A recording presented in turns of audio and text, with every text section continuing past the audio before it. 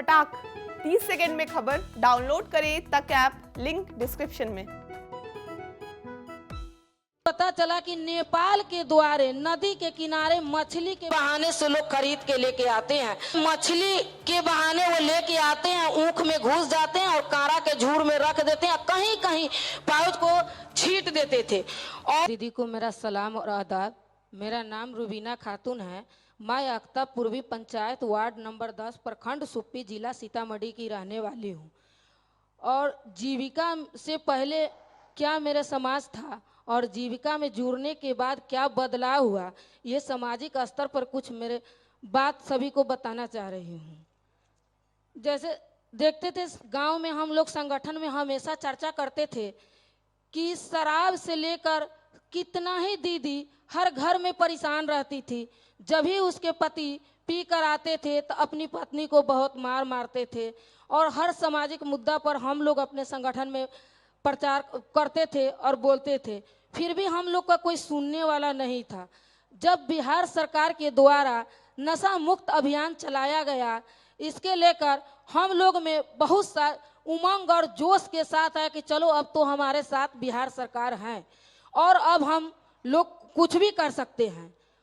तो अब हम लोग को बहुत हिम्मत हुआ, अगर घर घर जा करके दारू के लेकर खूब रैलियां निकाली, शराब मुक्ति पर बातें अपने चर्चा चलाई और इसके लेकर के बहुत सुधार हुआ। सुधार में देखा गया कि हमारे गांव में अब दारू बहुत लोग कम पीने लगे। जब कम पीने लगे तो फिर भी हम लोग को लगा कि दारू तो बंद ही हो गया, कहीं मिलता नहीं है, फिर कहाँ से लोग पी रहे हैं। तो पता चला कि नेपाल के द्वारे नदी के किनारे मछली के बहाने से लोग खरीद के लेके आते हैं। तो हम सारे संगठन जीविका दीदी सोचे कि क्यों ना अब हम लोग नदी के किनारे चला जाए और नदी के किनारे जा करके छिप के देखते हैं। तो सभी दीदी हम लोग छिप कर देखते हैं तो देखते क्या है कि वो लोग तो नदी के किनारे मछली के बहाने वो लेके आते हैं, ऊख में घुस जाते हैं और कारा के झूर में रख देते हैं, कहीं कहीं पाउच को छींट देते थे। और पीने वाले लोग आते थे और डेंगी पर जा करके उनसे बात करते थे और एक एक कर करके उसमें घुस जाते थे। तो हम लोग अब सोचे कि अब हम लोग को चूक बैठना नहीं है और अब कानून का सहारा लेना ही पड़ेगा। तो टोल फ्री नंबर है 15545 पर हम लोगों ने फोन किया, तुरंत उसका कार्रवाई हुआ और जेल चले गए।